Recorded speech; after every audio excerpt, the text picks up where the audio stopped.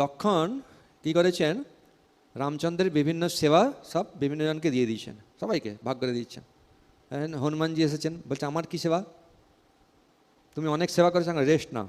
বলছে না না, সেবা না করে আমি থাকতে পারবো না, সেবা আমাকে দিতেই হবে, আমাকে দিতেই হবে সেবা। কোনো সেবা নেই, সব সেবা তো দেখছি সবাইকে দিয়ে দেওয়া হয়েছে। দেখুন দেখুন একটা সেবা কি আছে দেখুন, বলে একটা সেবা বাকি আছে, যে ভগবান যখন হাইটা তুলবে তখন চুটকিটা বাজাবে, এটা তোমার সেবা।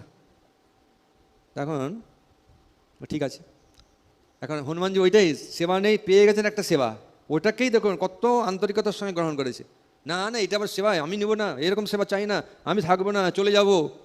এরকম অনেক সময় হয় না, আমাকে সেবা দিল না, আমাকে ফার্স্ট লাইনে বসালো না, আমি এত টাকা ডোনেশন দিয়েছি, আমার গলায় মালা দিল না, আমি থাকবো না, চলে যাব। আর চলে গেলে কার ক্ষতি হবে, তোমারই হবে।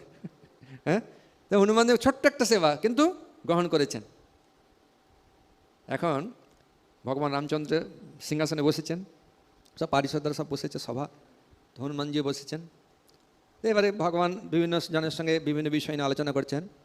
হনুমানজি এইভাবে তাকিয়ে আছেন রামচন্দ্রের দিকে, কোনো দিকে তার দৃষ্টি নেই। তো কেউ যদি কারো দিকে তাকিয়ে থাকে এরকমভাবে, এটা চিন্তা হয়ে যাবে, কী ব্যাপার আমার দিকে তাকিয়ে আছে কেন? ভগবান রামচন্দ্র বলছে কী ব্যাপার, হ্যাঁ তুমি সবসময় আমার দিকে তাকিয়ে আছো কেন? বলছে ওইটাই আমার সেবা। বলে কী সেবা? বলে আপনি হাই তুলবেন, চুটকি বাজাবো। তখন তাকিয়ে তাকিয়ে তো হলো না, হাইও তুললো না, আর প্রভু তো চলে গেলেন।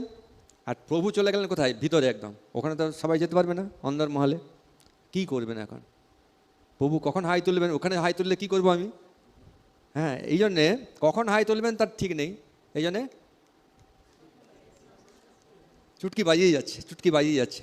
প্রভু সব কাজ টাজ করে এবার ঘুমিয়েছে, দেখছে যে হনুমানজি চুটকি বাজিয়ে যাচ্ছে, প্রভু হাঁ করে শুয়ে আছে, ঘুমিয়ে গেছে কিন্তু হাঁ আছে।